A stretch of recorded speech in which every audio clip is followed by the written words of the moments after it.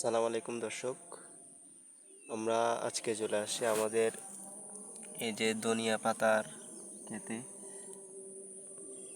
এটা আজকে আমি আসছি আসলে এই এখানে যে পরিমাণ হেলেঞ্চা উঠতেছে দেখুন, যে যে পরিমাণ হেলেঞ্চা উঠতেছে এখানে ধনিয়া পাতাগুলোকে বড় হতে দিচ্ছে না। আর বড় হলে ওগুলো মানে এমনভাবে এত দ্রুত গতিতে বড় হচ্ছে যে একদিনের মধ্যে এগুলো মানে ধনিয়া পাতাকে গ্রাস করে ফেলতেছে। সো আমি আজকে আসলাম এগুলো পরিষ্কার করার জন্য। আসলে ফল যদি আপনি ভালো মানের কিছু উৎপাদন করতে চান তাহলে পরিচর্যা করতে হবে। এই হেলেঞ্চা না, সকল ফসলের একদম শত্রু হচ্ছে ঘাস। আপনি ঘাসের বিস্তার যত রোধ করতে পারবেন তত আপনার ফলন বৃদ্ধি পাবে।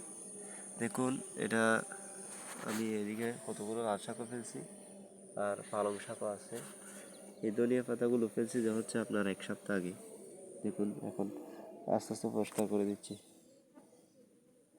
প্রচুর হেলেঞ্চা শাক উঠতেছে এটা। এগুলো যদি পরিষ্কার না করি তাহলে ধনে পাতার আসলে বেড়ে ওঠাটা আর হবে না। ধনে পাতা সবগুলো খেয়ে ফেলবে এই হেলেঞ্চা শাকে। এগুলো আপনারা যদি করতে চান তাহলে যথেষ্ট পরিমাণ পরিচর্যা করতে হয় এবং কষ্ট করতে হয়। ধনে পাতা আজকে এ পর্যন্তই। আশা করি আরেকটা ভিডিওর জন্য অপেক্ষা করবেন। ধন্যবাদ সকলকে। আসসালামু আলাইকুম।